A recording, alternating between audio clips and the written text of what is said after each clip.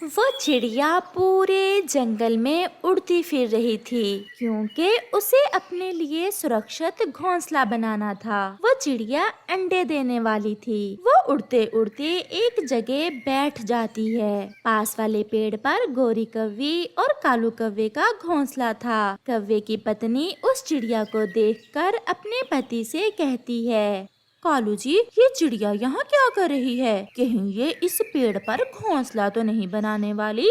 देखकर तो ऐसा ही लग रहा है कि ये चिड़िया यहाँ रहने के लिए आई है। फिर वो चिड़िया उन कौवों के पास आती है। कौवे और कौवी, मैं दूसरे जंगल से आई हूँ और मैंने अंडे देने हैं। क्या मैं आपके पास में घोंसला बना लूँ? इस जंगल में तो पहले ही भोजन की बहुत कमी है। अगर तुम्हारे बच्चे हो जाएंगे तो कैसे अपने बच्चों के लिए भोजन लाओगी? मुझे भोजन की खोज करना अच्छे से आती है। आप चिंता ना करें, मैं सब कर लूँगी। अगर भोजन की खोज करना आती है तो बना लो, हमें कोई ऐतराज नहीं है। ये सुनकर चिड़िया खुशी खुशी वहाँ से जाती है और अपना घोंसला बनाना शुरू करती है। कालू जी, आपने इस चिड़िया को क्यों घोंसला बनाने दिया? तुम्हें अच्छे से पता है मुझे दूसरे पक्षियों के शोर में नींद नहीं आती। गोरी, इसे भोजन की खोज करना अच्छे से आती है और हमें भोजन चोरी करना अच्छे से आता है। चिड़िया भोजन लाएगी और हम चोरी कर लिया करेंगे। वाह कालू जी, ये बात तो मैंने सोची ही नहीं। मेरा घोंसला तो अच्छे से बन गया है। अब मैं अपने लिए भोजन ले आती हूँ। चिड़िया घने जंगल में जाती है और उसे वहाँ से कुछ चावल मिल जाते हैं। चिड़िया वो चावल उठाती है और अपने घर वापस आ जाती है। दूसरे रोज चिड़िया 2 अंडे देती है, जिन्हें देख चिड़िया तो बहुत खुश थी। अब जल्दी से मेरे अंडों से बच्चे निकल आएं और फिर मैं अपने बच्चों को अच्छे अच्छे भोजन खिलाकर जल्दी से बड़ा कर लूंगी। कौवी बहन, आप मेरे अंडों का ध्यान रखना, मैं भोजन लेकर आती हूँ। जाओ जाओ चिड़िया, और अगर भोजन ज्यादा मिले तो मेरे लिए भी लेती आना। अगर भोजन ज्यादा मिला तो मैं आपके लिए भी ले आऊंगी। फिर चिड़िया वहाँ से चली जाती है। मम्मा मम्मा, मुझे बहुत भूख लगी है और पापा कब भोजन लेकर आएंगे? जग्गू, तुम्हारे पापा तो सुबह से गए हुए हैं। ठहरो, मैं चिड़िया के घोंसले में जाकर देखती हूँ, अगर कुछ मिला तो चुरा कर लाती हूँ।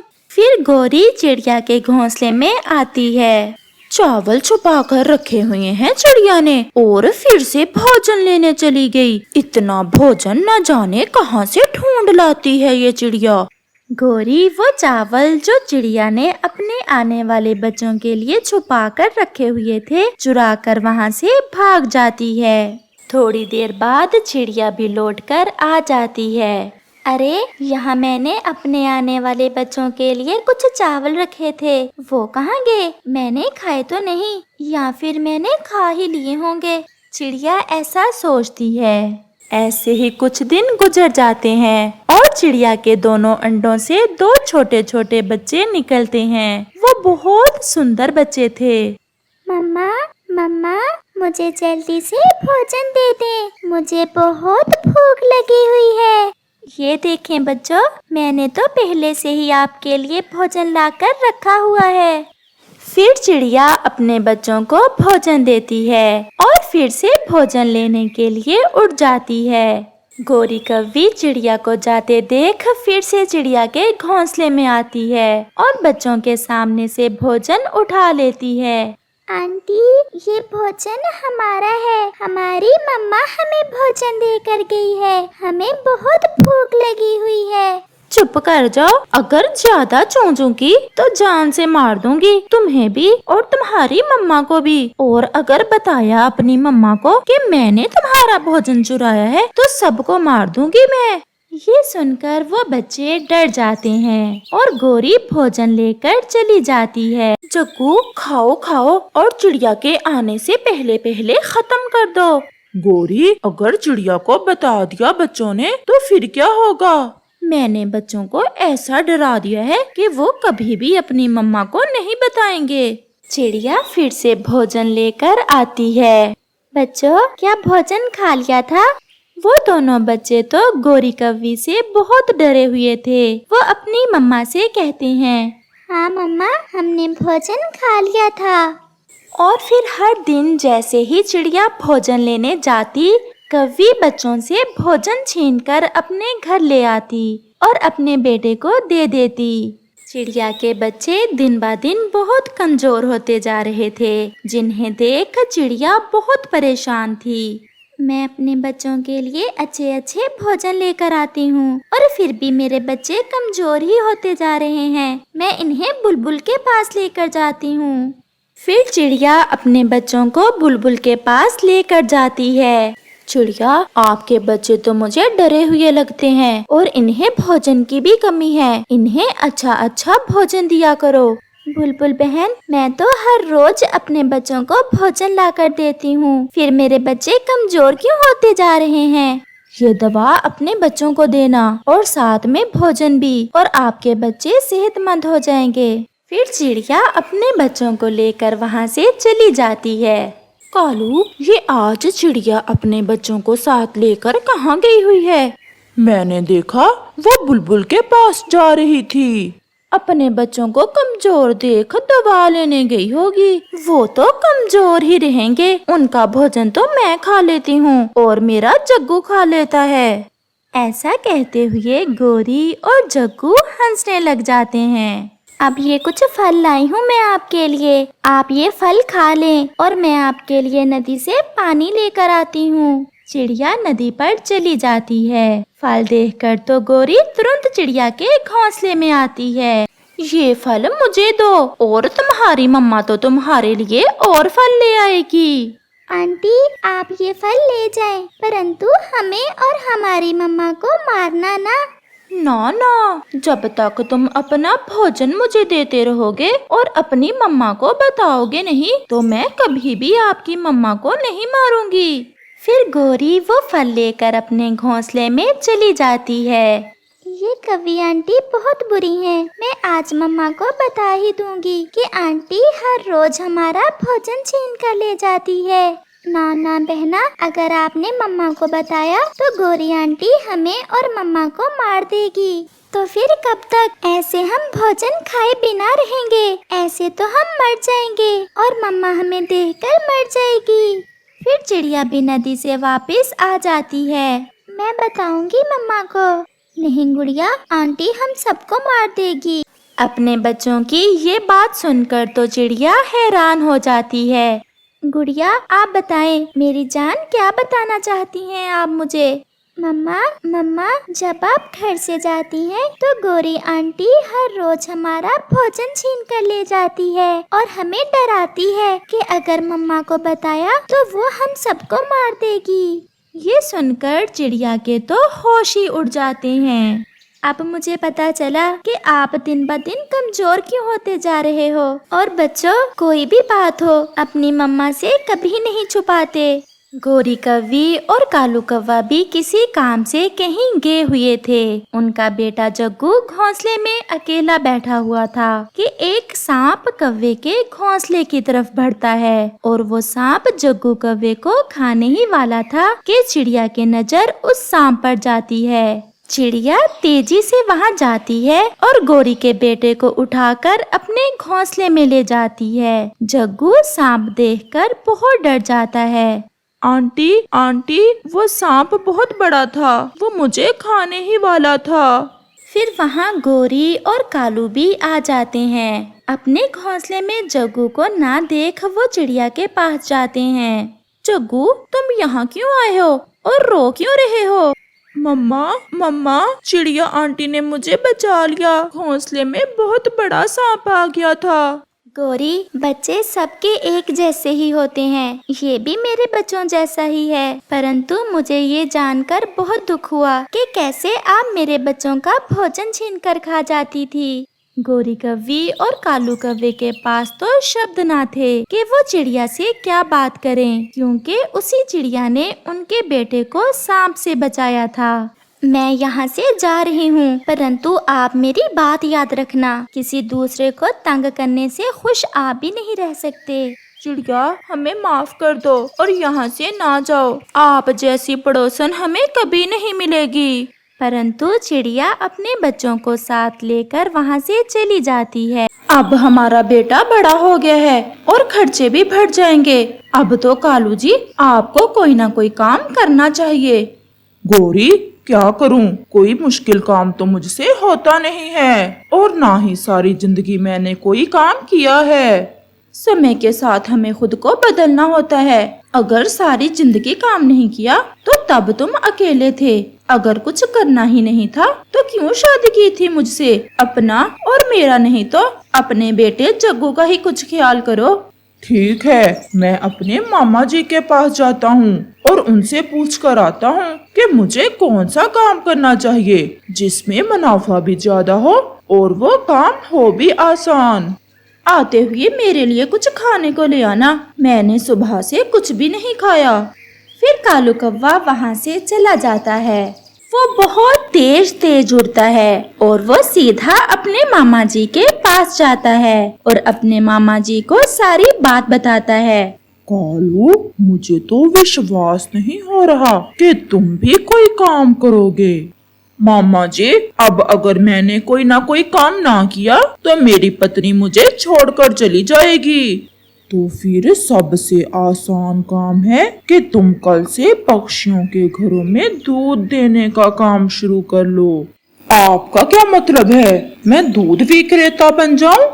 देखने में तो ये काम इतना बड़ा नहीं है, परंतु मुनाफा डबल होता है इस काम में। जितना दूध तुम पास वाले गांव से उठा कर लाओ, उसे लेकर पहले सीधा नदी पर जाना और उसमें दूध के बराबर पानी डाल देना, तो ऐसे हो गया ना मुनाफा डबल। वाह वाह मामा जी, आपने तो बहुत अच्छा बिजनेस बताया है मुझको। ऐसे तो मैं दिनों में सबसे अमीर पक्षी बन जाऊंगा। दूध तो हर पक्षी के घर की जरूरत है। शुरू में पानी थोड़ा कम डालना और जब गाहक पक्के लग जाएं तो जितना दूध उतना ही पानी। मैं सब समझ गया मामा जी। फिर कालू कौवा वहाँ से चला जाता है। शाम भी हो जाती है। कालू जी, मेरे लिए कुछ खाने को नहीं लाए हो? नहीं गौरी, समय ही नहीं मिला, परंतु जो आइडिया मामा जी ने काम का दिया है उसे सुनकर मेरी तरह तुम्हारी भी भूख उड़ जाएगी। अच्छा, अगर ऐसा है तो जल्दी जल्दी से बताओ मुझे। हम अपने जंगल में कल से पक्षियों के घर में दूध देने का काम करेंगे। ये काम तो इतना बड़ा नहीं है। पहले तो मैं भी यही समझा था, पूरी बात तो सुनो। अगर 5 किलो दूध में 5 किलो पानी मिलाएं तो फिर कैसा रहेगा ये बिजनेस? अरे ऐसे तो 5 किलो पानी ही हम दूध के मोल में बेच लेंगे। मामा जी की बात तो ठीक है। चलो अब नदी पर सब पक्षी पानी पीने आए हुए होंगे, हम उन्हें बता आते हैं। फिर कालू कौवा और गोरी कौवी नदी की दिशा में चले जाते हैं। पक्षियों, कितना ही अच्छा हो अगर हमारे जंगल में भी कोई दूध बेचने वाला हो। गोरी बहन, होना तो चाहिए। पास वाले जंगल में तो उल्लू पूरे जंगल में घर घर जाकर दूध देता है। तो फिर इसलिए मैंने भी दूध का काम शुरू कर लिया है। अब कल से मैं भी अपने जंगल में घर घर जाकर दूध दिया करूँगा, खालिस दूध मलाई वाला। फिर तो बहुत खुशी की बात है। 2-4 दानों के बदले अगर ताजा ताजा और खालिस पानी के बिना दूध मिल जाए तो और क्या चाहिए हमें। फिर वो सब वहाँ से चले जाते हैं। अगले रोज कालू कौवा मुंह अंधेरे ही पास वाले गांव जाता है और वहाँ से कुछ मकई के दानों के बदले दूध लेता है और अपने जंगल की दिशा में उड़ता है। वो सीधा नदी पर जाता है। अभी तो सुबह सुबह है, कोई देख भी नहीं रहा। कितना पानी डालूं इसमें? आज पहला दिन है, थोड़ा कम ही डालता हूँ। ऐसा कहते हुए कालू 2 किलो दूध में आधा किलो पानी मिला लेता है और वहाँ से चला जाता है। चिड़िया बहन, मैं कालू दूध वाला, जल्दी जल्दी दूध ले ले, मुझे आगे भी जाना है। डालते कालू भैया, कल से मैं अपना बर्तन घर के बाहर ही रख दिया करूँगी। आप जब भी आए मेरा दूध डालकर चले जाना। और दूध की कीमत क्या है? हर रोज के 2 दाने चावल या कोई और फसल। ऐसे कालू वहाँ से चला जाता है। ऐसे वो कबूतर, तोते और बुलबुल के घर में भी दूध दे देता है। पापा पापा, आज तो आप मेरे लिए फल लेकर आए हो। अब तुम्हारा पापा हर रोज तुम्हारे लिए ऐसे ही तरह तरह के फल लेकर आया करेगा। कैसा रहा आज पहला दिन? आज पानी थोड़ा कम डाला था, आहिस्ता आहिस्ता पानी ज्यादा मिलाऊंगा दूध में और हमारा मुनाफा बढ़ता जाएगा।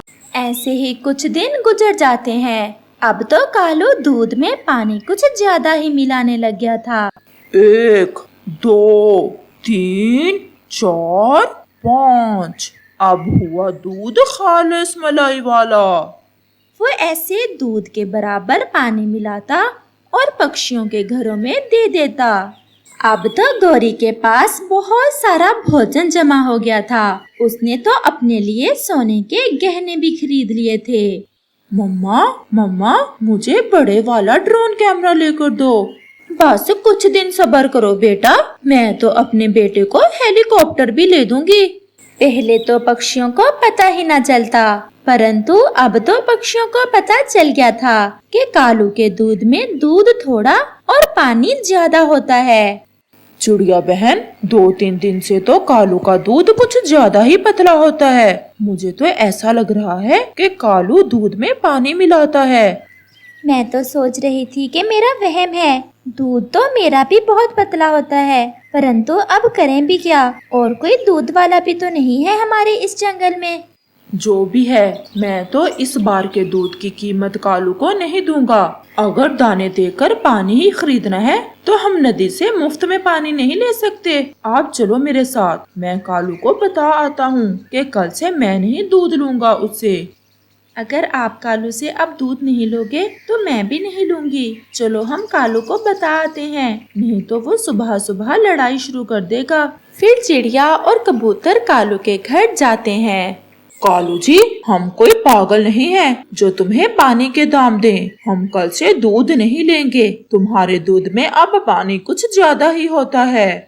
2 दिन के दूध की कीमत रहती है तुम्हारी तरफ। पहले वो दो और फिर मुझे बातें सुनाना। कालू भैया, क्या हम पानी की कीमत दें आपको? ये दूध पीने से पहले सोचना चाहिए था। कालू ले ना ले, मैं तो कबूतर 2 दिन के दूध की कीमत तुम्हारे पेट से निकालूंगी। हम केवल इतना बताने आए थे कि कल से कालू हमारी तरफ दूध लेकर ना आए। ऐसा कहते हुए चिड़िया और कबूतर वहाँ से चले जाते हैं। कालू जी, तुम भी पानी थोड़ा कम मिला लिया करो। सोने के गहने लेते समय तो ये नहीं सोचा तुमने, और अब मुझे भाषण दे रही हो। फिर वहाँ चील दी आ जाती है। कालू जी, कल मेरी बहन आ रही है दूसरे जंगल से मुझसे मिलने। क्या कल तुम मेरे घर में कुछ दूध दे जाओगे? क्यों नहीं चील दी, मेरा तो काम ही यही है। तो फिर ये ले, गिन ले, 10 दाने चावल के हैं। इसका जितना दूध आए कल मेरे घर दे जाना। फिर वह चील वहाँ से चली जाती है। दफा करो इस कबूतर और चिड़िया को, हमारे ग्राहक और बहुत हैं। दूसरे रोज कौवा अपना दूध लेकर फिर से नदी पर जाता है और रोज की तरह दूध में पानी मिलाता है और सीधा चील के घर की दिशा में चला जाता है। दूध वाला, चील दी, जल्दी से अपना दूध ले ले, मुझे आगे भी जाना है। चील अपने घर से बर्तन लेकर बाहर आती है। कालू, बहुत जल्दी है तुम्हें, तो लो डाल दो दूध।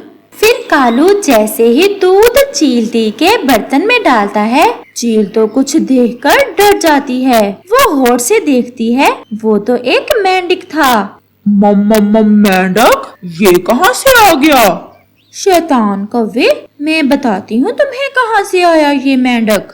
फिर चील मार मार कर कौवे का पंख ही तोड़ देती है। अब फिर डालना मेरे दूध में पानी। चिड़िया और कबूतर वहाँ से गुजर रहे थे। वो कौवे को पिटता देख वहाँ आते हैं और उसे उठाकर उसके घर तक छोड़ देते हैं। हाय हाय, क्या हुआ मेरे पति जी को? चिड़िया, किसने ये हाल किया है मेरे पति जी का? चील के दूध से मेंढक निकला था और उसने तुम्हारे पति जी को मेंढक बना दिया। अब ये उड़ नहीं सकेगा, बल्कि मेंढक की तरह छलांग लगा लगा कर चला करेगा। गोरी तो रोए ही जा रही थी। इस कहानी से हमें सीख मिलती है कि लालच बुरी बला है।